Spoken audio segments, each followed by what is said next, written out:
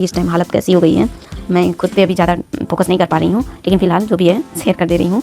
तो यही चैनल पे नए तो सब्सक्राइब जरूर करिएगा, वीडियो अच्छी लगी तो लाइक ज़रूर करिएगा, एक प्यारा सा कमेंट ज़रूर। लेट नाइट सोने के बाद अगर आपको उठने का मन नहीं कर रहा है, लेकिन आप फिर भी ज़बरदस्ती उठ रहे हैं, तो समझ लीजिए किसी आप टारगेट को अचीव करना चाहते हैं, तभी आपकी नींद खुल पा रही है। तो hey everyone, welcome back to another vlog. आप सब कैसे हैं? आई होप आप सभी अच्छे होंगे, फुल पॉजिटिविटी के साथ अपनी स्टडी को कंटिन्यू कर रहे होंगे। यहाँ पे मेरी मॉर्निंग हो चुकी थी 4:00 पे, लेकिन फिर भी उठने का मन नहीं किया। तो फ़िलहाल उठना है ही, थोड़ा सा अपने मोटिवेशन को याद किया मैंने। तो यहाँ मैंने जो मंत्र जाप करती हूँ, क्रग्रे वस्ते लक्ष्मी कर मध्य सरस्वती कर मूले च गोविंद प्रभाते कर दर्शनम का जाप किया। आँखों को थोड़ा रफली रगड़ा और उठने का बिल्कुल भी मन नहीं कर रहा था।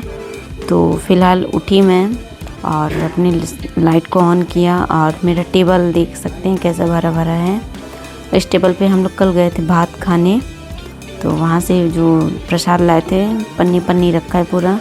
तो फ़िलहाल मैं मॉर्निंग रूटीन में से मंजन करके जो भी काम रहता है, नहा धुलना, फ्रेश होना, उसके बाद मुझे हो गए थे 4:37 AM।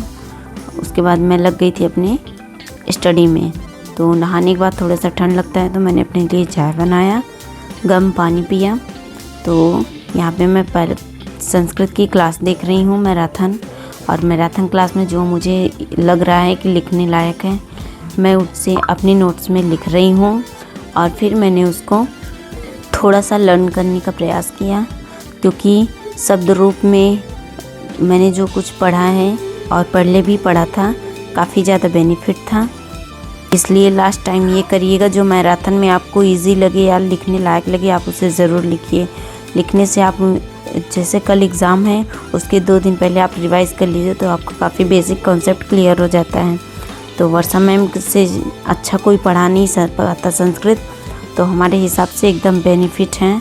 और काफ़ी ज़्यादा पढ़ने में, मतलब कि पढ़ाने में एक्टिव रहती हैं मैम, और एकदम बेसिक से उठाती हैं ताकि बच्चों को समझ में आ जाए।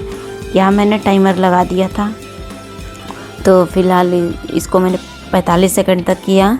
और क्योंकि 1.5 की स्पीड में कर रही हूँ, और थोड़ा स्पीड बढ़ाने से ये होता है कि थोड़ा जल्दी कवर हो जाता है, लेकिन चीज़ों को समझ में अगर चाहिए तो 2-3 बार ज़रूर देखना चाहिए। तो यहाँ पे मैं संस्कृत की क्लास ले रही हूँ। थोड़ा सा मोटिवेशन लाइन है आपके लिए है। याद रखना, सीटेट सिर्फ एग्ज़ाम नहीं है, यह हर उस सपने का जवाब है जो घर के कामों के बीच रात के सुन्नाटे में किताबों के साथ जगह है। अगर आज थक गए हों तो रुकना मत, क्योंकि जो हार मानता है वही हार जाता है। सीटेट उन्हीं का एग्ज़ाम होता है जो रोज़ थोड़ा थोड़ा जीते हैं और उनकी आदत बदल देते हैं। यानी अगर आप थोड़ा थोड़ा डेली पढ़ते हैं, तो आप समझ लीजिए एक अच्छा सा स्कोर कर पा रहे हैं। लेकिन सिर्फ थोड़ा थोड़ा पढ़ने से नहीं होता।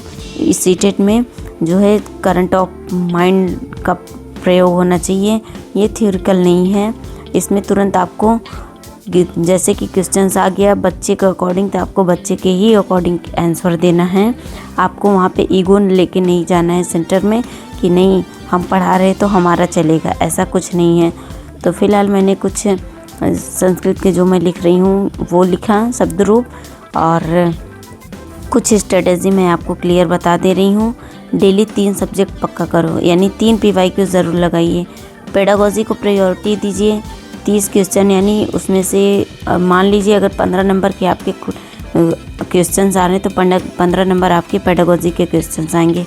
तो पेडागोजी पे ध्यादा ध्यान दीजिए। थ्योरी कम करिए, MCQs ज़्यादा सॉल्व करें। थ्योरिकल की क्लास अब हमारे लिए नहीं है, अब हमें MCQs पे ज़्यादा ध्यान देने की ज़रूरत है।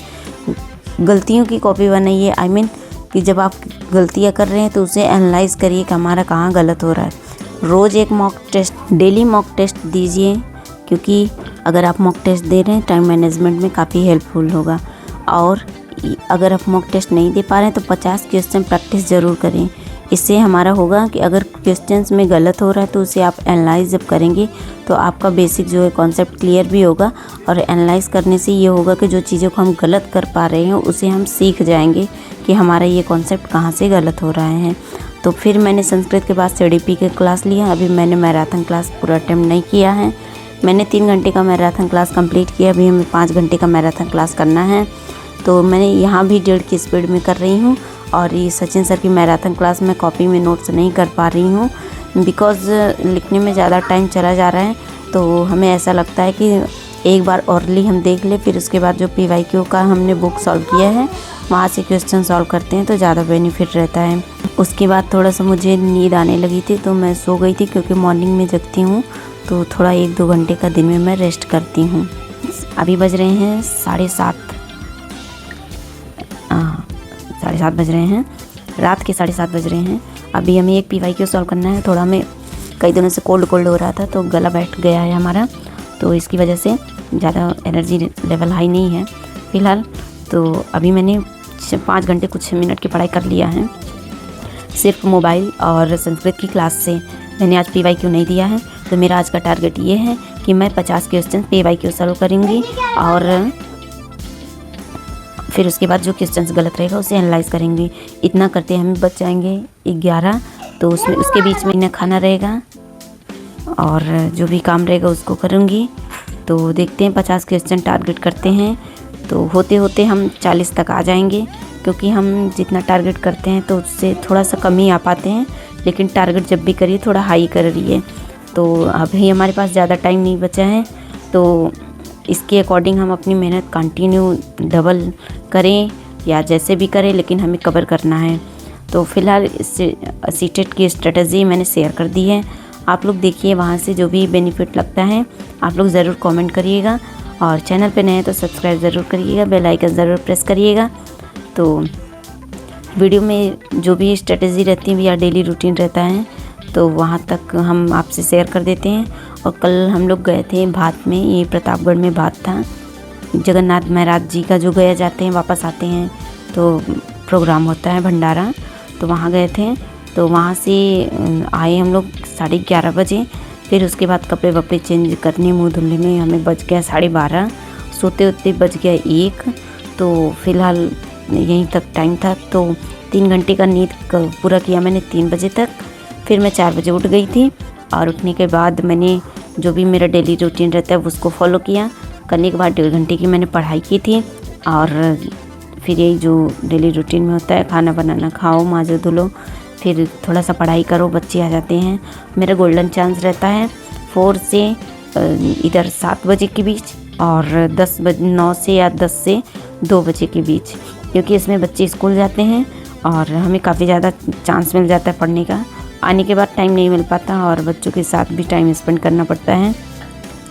तो 9 से 2 बजे के बच्चों का स्कूल है तो उनके साथ हम टाइम स्पेंड करते हैं।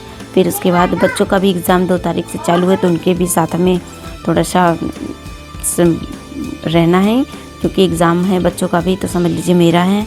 और बच्चे थोड़ा सा अगर हमें देख के कुछ सीख रहे हैं तो काफ़ी ज़्यादा बेनिफिट है। तो यही था मेरा आज का मोटिवेशन व्लॉग कैसा लगा आप लोग ज़रूर कमेंट करिएगा। और आप लोग देख सकते हैं मेरी इस टाइम हालत कैसी हो गई है। मैं खुद पे अभी ज़्यादा फोकस नहीं कर पा रही हूँ, लेकिन फ़िलहाल जो भी है शेयर कर दे रही हूँ। तो यही तक। चैनल पे नए हैं तो सब्सक्राइब ज़रूर करिएगा, वीडियो अच्छी लगी तो लाइक ज़रूर करिएगा, एक प्यारा सा कमेंट ज़रूर दीजिएगा, क्योंकि आपका एक कमेंट हमें मोटिवेशन हाई रखता है, जिससे हम अपने दिन की शुरुआत काफ़ी अच्छे से कर पाते हैं। तो फ़िलहाल आज मेरा 31 तक मैंने चैलेंज लिया था, यानी 9 दिन या 8 दिन तक लिया था। तो आज मेरा है 8वां दिन, 6 डेज ज़्यादा है। और मुझे ये भी याद नहीं है कि मैंने टारगेट कब किया था कि मुझे 31 तारीख तक 4 AM पे उठना है, पता नहीं कब याद किया था। तो जो चीज़ें रहती है ज़्यादा याद करने वाली वही याद करती हूँ, नहीं तो रफली इग्नोर कर देती हूँ। तो आज मेरा 28 में से मैंने शायद आज 6 डेज़ हैं, तो यहाँ तक मैं 4 AM तक उठ पा रही हूँ, इसलिए कि मैंने टारगेट किया है 31 तक जगने का, यानी 4 AM में ब्रह्म मुहूर्त में। तो फिर जब नेक्स्ट यानी अगले मंथ में 1 फरवरी को, तो आपको इस ब्लॉग में मैं मतलब कि बहुत सारे आपको रूटीन चेंज मिलेंगे, लेकिन रूटीन यही रहेगा कि मैं ब्रह्म मुहूर्त में ही उठूँगी। और फिर क्या होगा वो तो राम भरोसे। और आज मैंने मंत्र जाप नहीं किया, क्योंकि मेरे घर में बच्चे हैं, वो भी 5 बच्चे हैं, और मैं दिखा दे रही हूँ आपको, वो यहीं टीवी चालू करके बैठे हैं। ये देखिए, हाय करो, हाय करो सब कोई। हाय पीयू हाय करो, हाय पीयू। हाय। यहीं पे वो टीवी चालू करके बैठे हैं और स्लो आवाज़ में करके वो देख रहे हैं। तो इन सब के साथ भी थोड़ा टाइम स्पेंड करना पड़ता है। तो 3 मेरे दीदी के बच्चे हैं, जो कि एक बाहर गई हैं और 2 मेरे हैं। तो बच्चों के बीच में थोड़ा सा पढ़ना, आप लोग समझ सकते हैं, जब 5-5 बच्चे घर में रहते हैं तो कितना ज़्यादा चिल्लाना पड़ता है, कितना ज़्यादा, बहुत ज़्यादा मुश्किल हो जाता है। तो बस ज़्यादा नहीं बोलेंगे, नहीं तो काफ़ी ज़्यादा बातें होती रहेगी। तो फिलहाल मिलते हैं नेक्स्ट ब्लॉग में। आप लोग ब्लॉग को ज़रूर प्यार दिया करिए, क्योंकि आपका प्यार और आपका आशीर्वाद से हमारा थोड़ा सा एनर्जी हाई हो जाता है। ताकि मतलब कि पहले हम क्या करते थे, अपने जो भी पढ़ते थे सीमित रखते थे, लेकिन अब हम जो पढ़ते हैं आप लोगों से के साथ ज़रूर शेयर करते हैं। तो इससे मेरा थोड़ा सा मोटिवेशन भी हाई रहता है और एनर्जी भी हाई रहता है। तो बस